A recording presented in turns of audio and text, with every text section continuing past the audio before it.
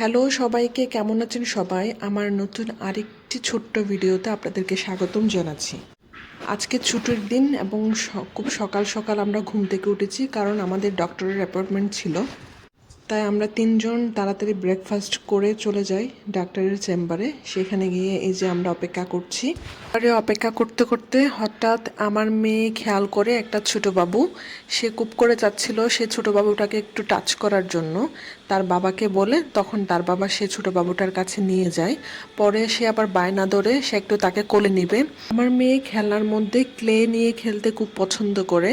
ডাক্তারের চেম্বারের পাশে একটা ছোট দোকান ছিল, সেখানে সে ক্লে দেখতে পায়। এখন সে তার বাবাকে বলে যে বাবা আমার ক্লে লাগবে, আমার পুরনো ক্লে সব নষ্ট হয়ে গিয়েছে।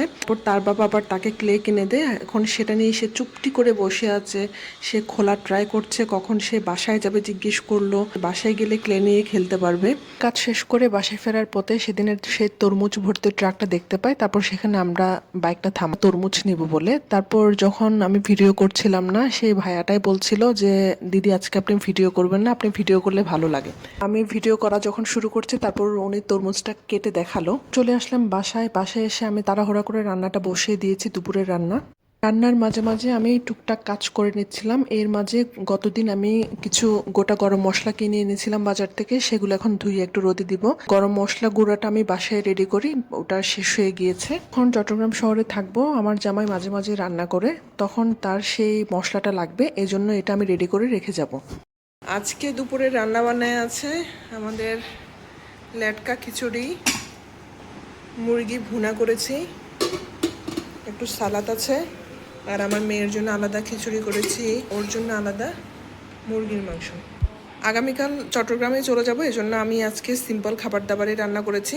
তো এই হলো আজকে আমার দুপুরের রান্না বান্না। তারপর দুপুরের খাওয়া দাওয়া শেষ করে একটু রেস্ট নিয়ে চলে এলাম আমার ব্যালকনির গাছগুলোর একটু পরিচর্যা করতে, কারণ এখানে গাছগুলো এত বেশি ঝোপালো হয়ে গিয়েছে। ঝোপালো গাছগুলো আমি একটু ছাঁটাই করে দিলাম। তার মরিচের চারাগুলো হয়েছে, সেগুলো একটু আমি আলাদা টবে নিয়ে নিব। ও কি করো?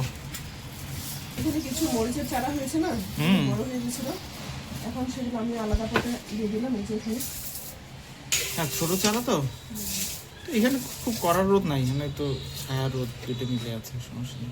আমার মেয়ে কি করে? সে তো আমার সাথে কাজ করতে বসে গেছে। তুমি কি করছো? এই নিরানি কোথায় পেলে? এটা কিনে আনছি না, দা কিনতে গিয়ে যে কিনলাম। বাবা তুমি লক্ষ্মী করে বসেছো?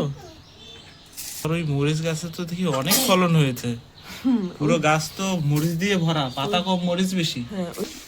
তাহলে বাসায় এরকম একটা দুইটা মরিচ গাছ থাকলেই তো মরিচ কেনা লাগে না মনে হয়। এটার নাম কি? বোম্বাই মরিচ। বোম্বাই মরিচ, সিলেটিরা নাকি এটাকে নাগা মরিচ বলে।